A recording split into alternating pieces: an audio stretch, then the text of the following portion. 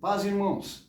Como saber se a igreja que você congrega realmente tem servido a Jesus Cristo ou se é só um local cerimonialista que segue algumas regras e doutrinas, mas que não tem a unção do Espírito Santo?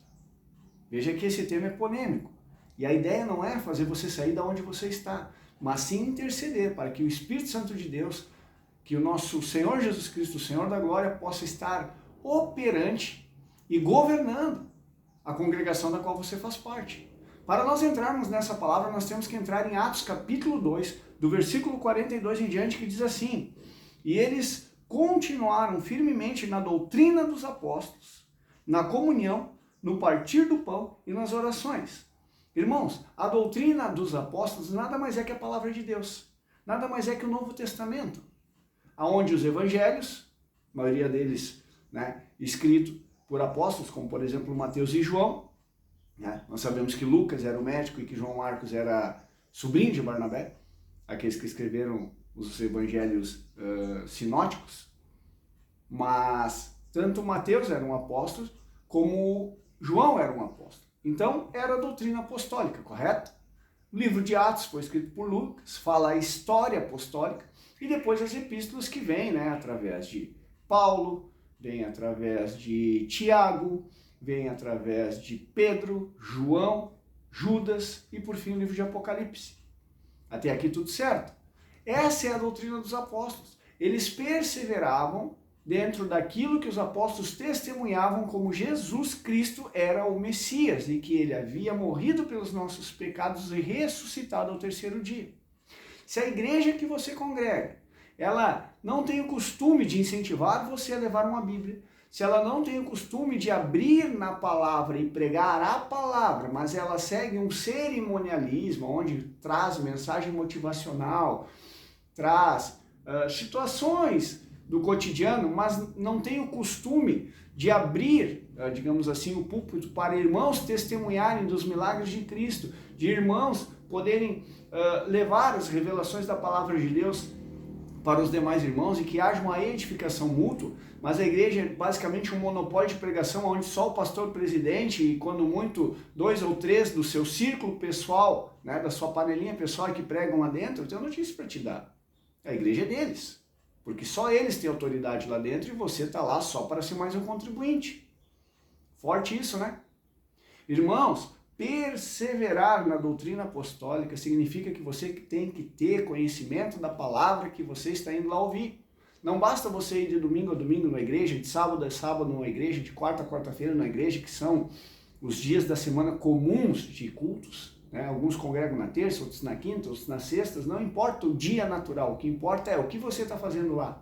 Você está indo lá para aprender a vontade de Cristo, que é a palavra de Deus, ou você está indo lá simplesmente porque é bom, porque te faz bem. É evidente que a palavra de Deus nos faz bem, seja na congregação, seja no nosso lar. Agora, se nós estamos indo para subornar a nossa consciência e não está havendo transformação no nosso dia, na nossa vida prática, no nosso trabalho, no nosso lar, se nós não estamos sendo pessoas diferentes fora da igreja, qual é o sentido de estarmos indo na igreja? Aonde o Espírito Santo de Deus governa, aonde o Senhor Jesus Cristo é o dono da obra, há transformação. Vamos ler mais à frente?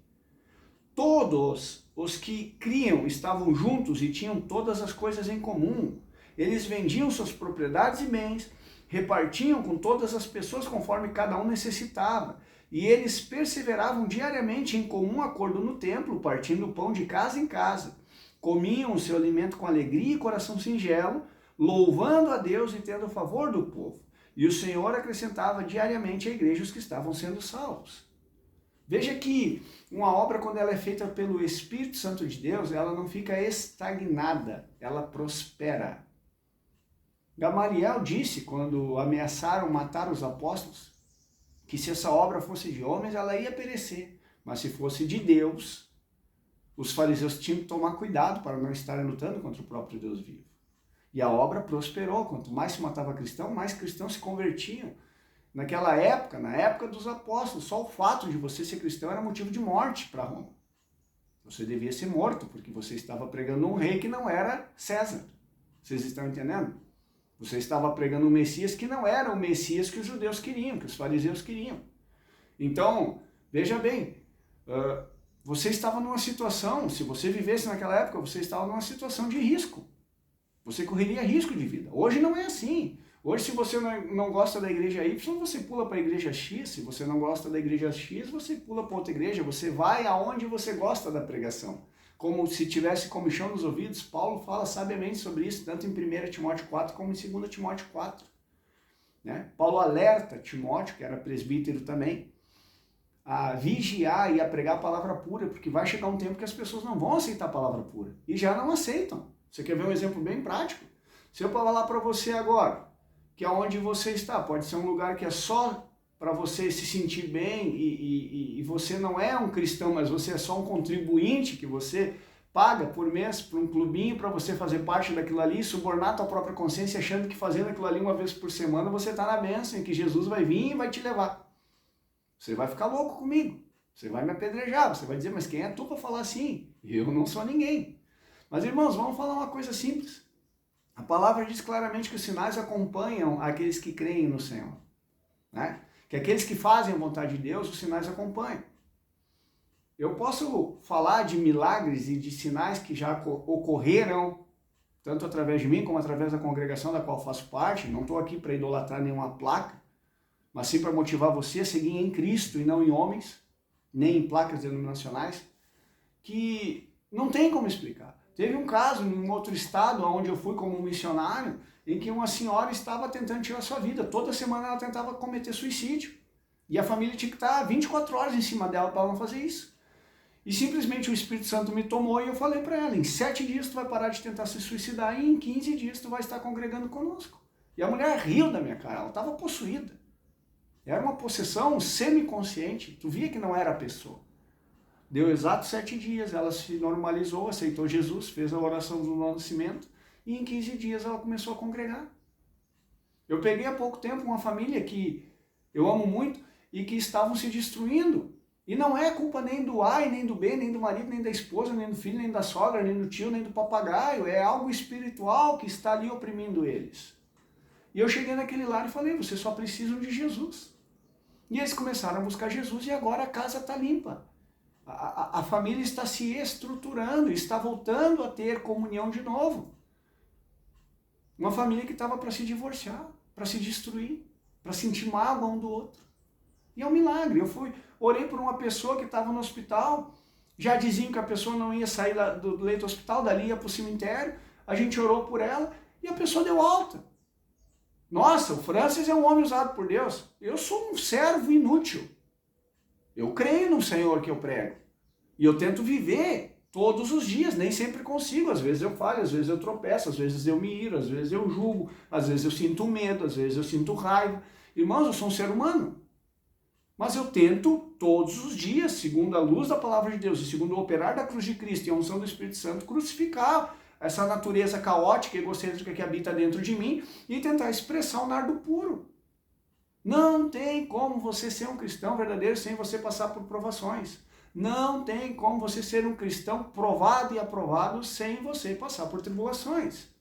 O que você edifica vai ser provado pelo fogo, seja ouro, prata, pedras preciosas, madeira, feno e palha. Qual é a diferença do ouro, da prata e das pedras preciosas? É que quando o fogo vem, o ouro, a prata e as pedras preciosas são purificados. Agora, madeira, feno e palha, quando o fogo vem, são queimados. Quando a dificuldade vem, quando a opressão vem, quando alguém te ofende, quando alguém te critica, quando alguém te coloca numa condição onde não é a sua condição e você sabe que você está procurando dar o seu melhor para Jesus, mas vem uma outra pessoa e quer te diminuir, você se incha, você se infla ou você se humilha e diz, Senhor, me ajuda, eu não consigo. O salmista, o rei Davi, principalmente nos seus salmos, ele dizia, Senhor, armaram-me laço e armadilha, até meu amigo íntimo levantou contra mim o calcanhar.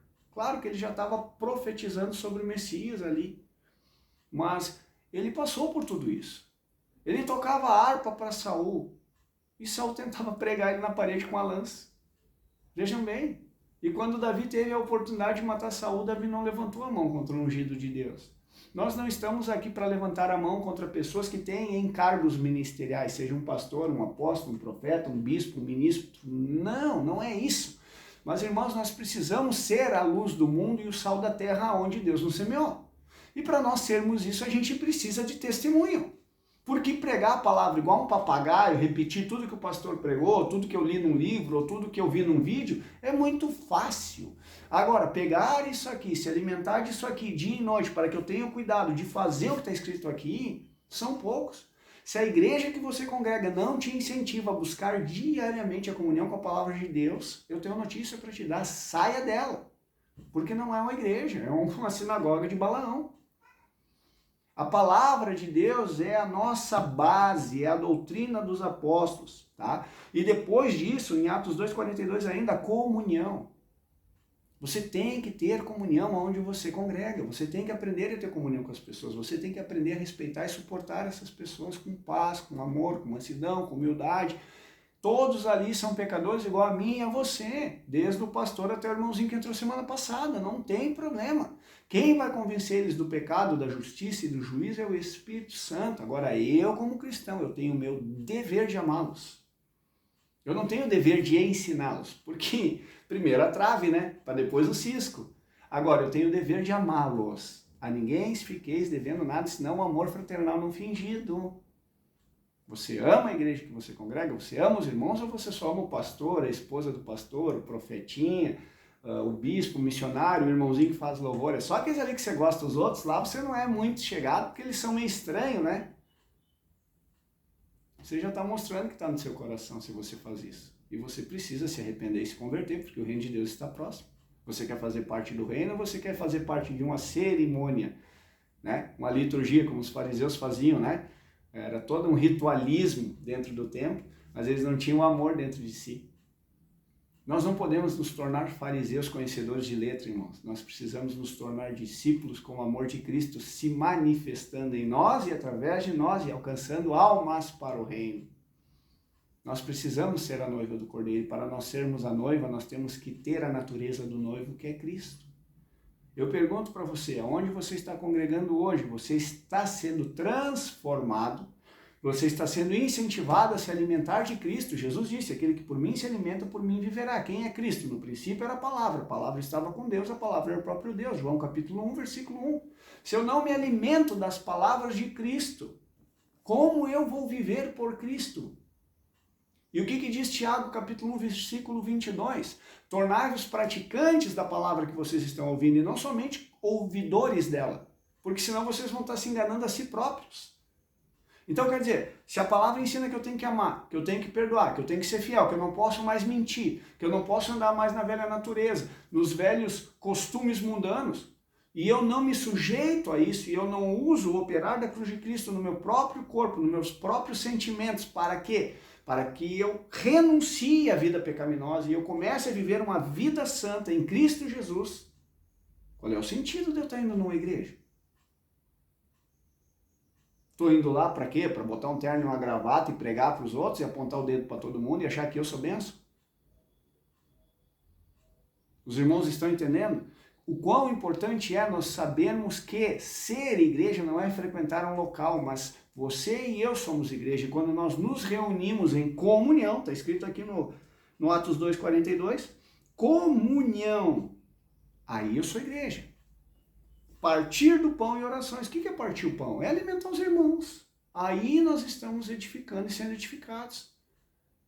Uma igreja onde a liderança, ela domina sobre vocês, onde ela determina tudo, e onde os irmãos que fazem parte, digamos assim, do clero, eles não têm voz. Eu tenho notícia para dar, essa igreja de homens é uma obra de nicolaítas.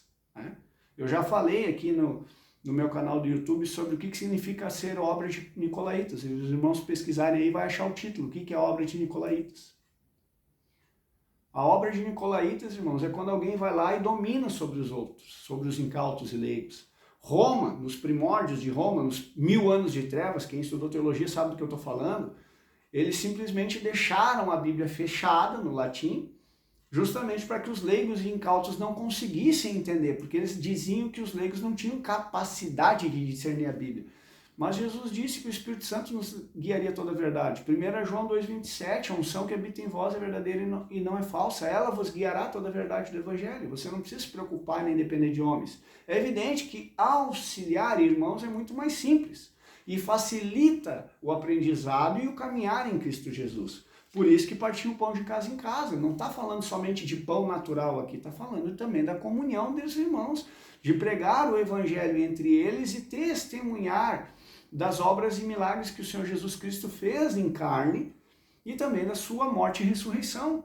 E que ele voltará para buscar os fiéis. Quem são os fiéis? Aqueles que permitiram que o Espírito Santo os governasse e não viveram mais na dissolução do mundo. Por isso que nós não podemos mais amar o mundo. Quão difícil é um rico entrar no reino dos céus. Por quê? Porque o rico está apegado à terra, ao pó da terra. Ele tem planos na terra, ele tem sonhos na terra, ele tem objetivos na terra. E se Jesus voltar hoje, todos os planos dele serão frustrados. Então ele não quer que Jesus volte.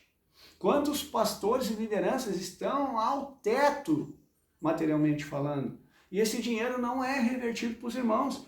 Veja aqui o versículo 45. Vendiam suas propriedades e bens e repartiam com todos os homens conforme cada um tinha necessidade. Você vê isso hoje na igreja que você congrega? Não, né? Existem hierarquias. Por que existem hierarquias? Porque hoje as igrejas não são as igrejas de Atos, elas são igrejas que vivem uma tradição. Seja católica romana ou protestante, elas vivem uma tradição, onde elas aprenderam mecanicamente que assim é o correto.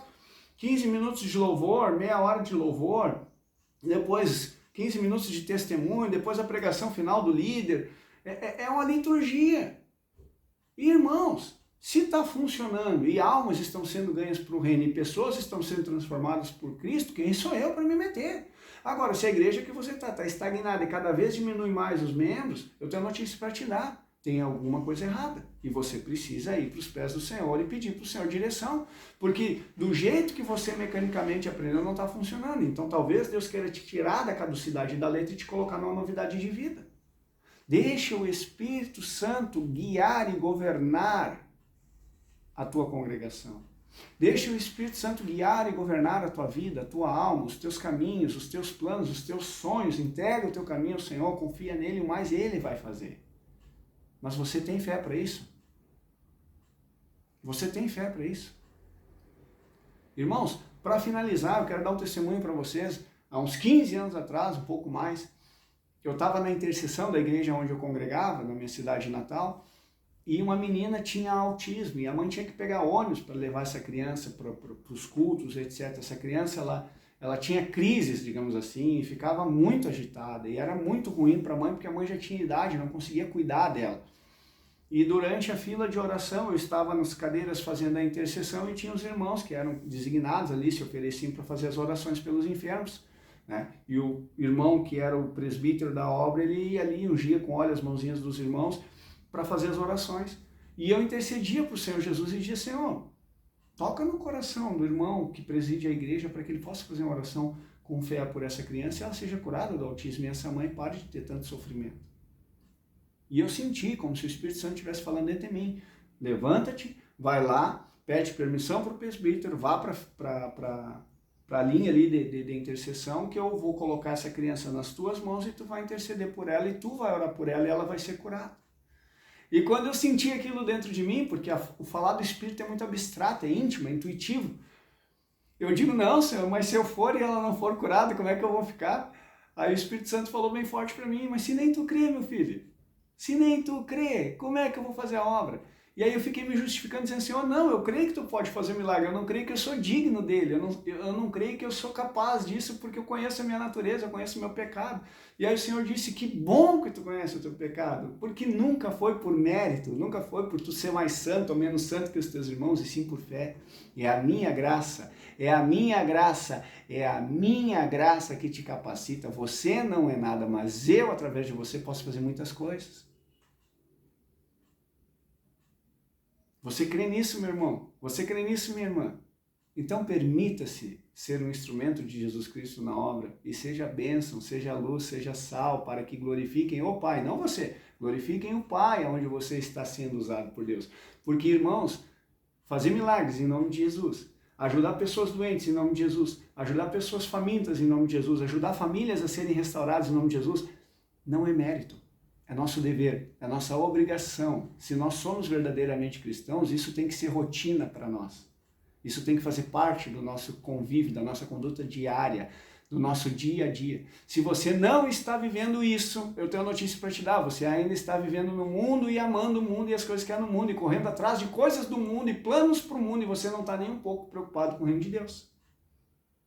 Pensem nisso, reflitam sobre isso e que Deus abençoe e capacite todos nós a sermos a noiva do Cordeiro para que Jesus volte e a gente seja arrebatado. Amém? Deus abençoe.